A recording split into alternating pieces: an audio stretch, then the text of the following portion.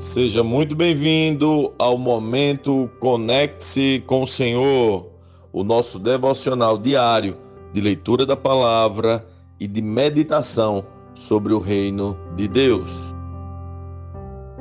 A leitura de hoje está em Atos, capítulo 4, e eu quero chamar a sua atenção para o propósito da oração da Igreja dos Tempos de Pedro. Enquanto falavam ao povo, Pedro e João foram confrontados pelos sacerdotes, pelo capitão da guarda do templo e por alguns saduceus. Os líderes estavam muito perturbados porque Pedro e João ensinavam ao povo que em Jesus há ressurreição dos mortos. Eles o prenderam e, como já acontecia, os colocaram na prisão até a manhã seguinte. Muitos que tinham ouvido a mensagem creram, totalizando agora cerca de 5.000 homens. No dia seguinte, o conselho das autoridades, dos líderes do povo e dos mestres da lei se reuniu em Jerusalém. Estavam ali Anás, o sumo sacerdote, e também Caifás, João, Alexandre e outros parentes do sumo sacerdote. Mandaram trazer Pedro e João e os interrogaram: com que poder ou em nome de quem vocês fizeram isso? Cheio do Espírito Santo, Pedro lhes respondeu: autoridades e líderes do povo, estamos sendo interrogados hoje porque realizamos uma boa ação em favor de um aleijado. E os senhores querem saber como ele foi curado? Saibam os senhores e todo o povo de Israel que ele foi curado pelo nome de Jesus Cristo, o Nazareno, a quem os senhores crucificaram, mas a quem Deus ressuscitou dos mortos. Pois é a respeito desse Jesus que se diz: a pedra que vocês, os construtores, rejeitaram, se tornou a pedra angular. Não há salvação em nenhum outro. Não há nenhum outro nome debaixo do céu, em toda a humanidade, por meio do qual devamos ser salvos. Quando os membros do conselho viram a coragem de Pedro e João, ficaram admirados, pois perceberam que eram homens comuns, sem instrução religiosa formal. Reconheceram também que eles haviam estado com Jesus, mas não havia nada que pudessem fazer, pois o homem que tinha sido curado estava ali, diante deles. Assim ordenaram que Pedro e João fossem retirados da sala do conselho e começaram a discutir entre si. Que faremos com estes homens? Perguntavam uns aos outros. Não podemos negar que realizaram um sinal, como todos em Jerusalém sabem, mas para evitar que espalhem sua mensagem, devemos adverti-los de que não falem nesse nome a mais ninguém. Então os chamaram de volta e ordenaram que nunca mais falassem nem ensinassem em nome de Jesus. Pedro e João, porém, responderam: os senhores acreditam que Deus quer que obedeçamos a vocês e não a Ele? Não podemos deixar de falar do que vimos e ouvimos. Os membros do conselho fizeram novas ameaças, mas por fim os soltaram. Não sabiam como castigá-los nem sem provocar um tumulto, visto que todos louvavam a Deus pelo ocorrido, pois o aleijado, que havia sido curado milagrosamente, tinha mais de 40 anos de idade. Assim que foram libertos, Pedro e João voltaram ao lugar onde estavam os outros irmãos e lhes contaram o que os principais sacerdotes e líderes tinham dito. Ao ouvir o relato, todos os presentes levantaram juntos a voz e oraram a Deus. Ó soberano Senhor, Criador dos céus e da terra, do mar e de tudo o que neles há. Falaste muito tempo atrás pelo Espírito Santo nas palavras de nosso antepassado Davi, teu servo. Porque as nações se enfurecem tanto? Porque perderam tempo com planos inúteis? Os reis da terra se preparam para guerrear. Os governantes se uniram contra o Senhor e contra o seu Cristo. De fato, isso aconteceu aqui nesta cidade, pois Herodes Antipas, o governador Pôncio Pilatos, os gentios e o povo de Israel se uniram contra Jesus, teu santo servo, a quem ungiste. Tudo o que fizeram, porém, havia sido decidido de antemão pela tua vontade. E agora, Senhor, ouve as ameaças deles e concede a teus servos coragem para anunciar tua palavra. Estende tua mão com poder para curar, e que sinais e maravilhas sejam realizados por meio do nome de teu santo servo, Jesus.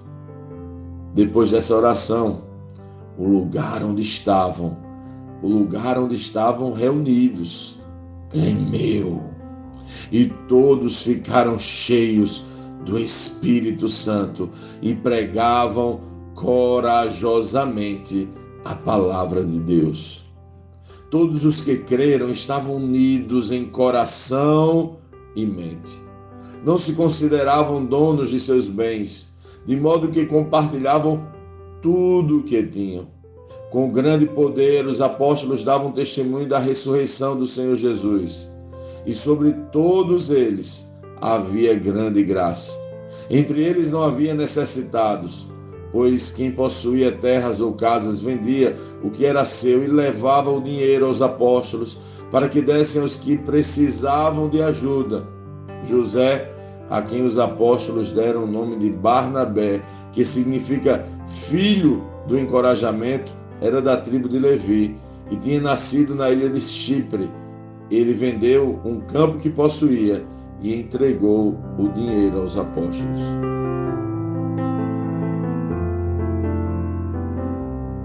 Lendo este capítulo de hoje, nós precisamos responder: como Cristo lê esse texto?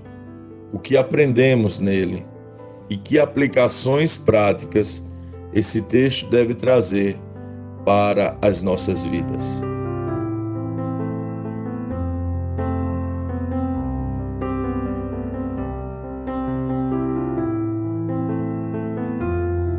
Qual é a palavra que mais chama a sua atenção neste capítulo? Por 2 ou 3 vezes, a palavra coragem aparece de alguma forma aqui. Os assassinos de Jesus confrontam Pedro e João. Os ameaçam por ensinarem que em Jesus há a ressurreição dos mortos e que em nenhum outro nome há pelo qual devamos ser salvos. Essa sempre é a questão, o escândalo, o confronto. Já experimentou falar para alguém sobre ressurreição? É constrangedor. A medida da religiosidade de alguém muitas vezes é apresentada no quanto ela se surpreende com a ressurreição. Este é o tema da pregação de Pedro e João. Era sobre isso que eles falavam.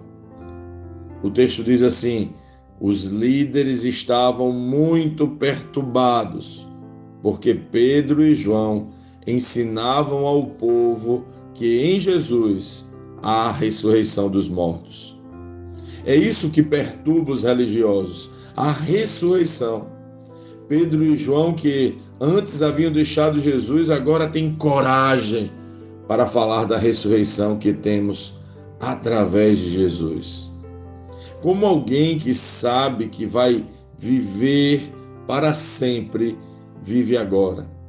Quais os medos de alguém que sabe que vai ressuscitar? Que angústias podem nos vencer? Que ameaças podem nos paralisar? Que faltas podem nos entristecer? Essa é a poderosa mensagem do Evangelho e que tanto desestabiliza o mundo e deixa os religiosos perturbados. Em Jesus vamos ressuscitar. Pare um pouco e pense sobre isso. Reflita sobre essa verdade, sobre essa realidade que encontramos em Jesus. Pois é, o Evangelho é tremendo e esta é a boa notícia. Pedro e João pregavam sobre isso e foram presos por isso, quando confrontados pelos assassinos de Jesus a este respeito. Para que não mais falassem sobre ele, disseram: não podemos deixar de falar sobre o que vimos e ouvimos. Estranhamente foram soltos e voltaram para a igreja, que fez uma oração fantástica. Esta oração me chama muita atenção. Eles estavam unidos e o texto relata que juntos levantaram a voz e oraram. Qual era o teor daquela oração? Se fosse nos dias atuais, aquela oração seria mais ou menos assim: Senhor, nos livra da perseguição, nos protege da morte, ou mesmo que os perseguidores sejam destruídos. Algo mais ou menos desse jeito. Mas essa não era a oração daquela igreja. A oração deles tinha apenas um alvo. E agora, Senhor, ouve as ameaças deles e concede a teus servos coragem para anunciar tua palavra. Sim, você pode dizer, eles eram loucos. Eu diria, nós também precisamos ser. Eles pediam coragem, que o Espírito os desse coragem para continuar anunciando o Evangelho e pudessem, através de sinais e maravilhas, chamar a atenção de todos para a realidade da ressurreição, para a verdade do Evangelho. Uau! É esta a nossa oração. Este é o nosso pedido. É por isso que estamos nos reunindo, é por isso que estamos juntos, é por isso que nos reunimos para orar. Sim, eles tiveram coragem para anunciar o Evangelho, as boas novas que temos na ressurreição em Jesus, e que em nenhum nome há salvação, nenhum outro nome há. Sim, eles pediam para o Espírito que continuasse a dar mais coragem para eles. Sim, eles tinham coragem para viver em unidade. Olha que texto corajoso. Diz assim o texto: todos os que creram estavam unidos em coração e mente. Não se consideravam donos de seus bens, de modo que compartilhavam tudo o que tinham. Com grande poder, os apóstolos davam testemunho da ressurreição do Senhor Jesus, e sobre todos eles havia grande graça. Entre eles não havia necessitados, pois quem possuía terras ou casas vendia o que era seu e levava o dinheiro aos apóstolos para que dessem aos que precisavam de ajuda. Fala a verdade. Você tem coragem para viver assim? Para estar unido em coração e mente, renunciando suas falsas ideologias e suas percepções enganosas da vida? Você tem coragem para compartilhar tudo? Você tem coragem de vender seus bens e entregar sua vida para que não haja necessitados no corpo de Cristo? Parece que o motivo de tantos atropelos na igreja dos nossos tempos, dos tempos modernos, é que temos orado mais por segurança e menos por coragem. Temos orado mais por proteção do que para que o Senhor nos deixe tão loucamente corajosos. Pessoas que creem que vão ressuscitar geralmente são corajosas. Que possamos viver isso. Acende, ó Espírito Santo, a velha chama da coragem. Que nossa geração possa ser formada por corajosos, assim como aquela igreja. Que possamos ser corajosos para viver o que eles viveram, esperando, crendo, confiando que a ressurreição em Jesus.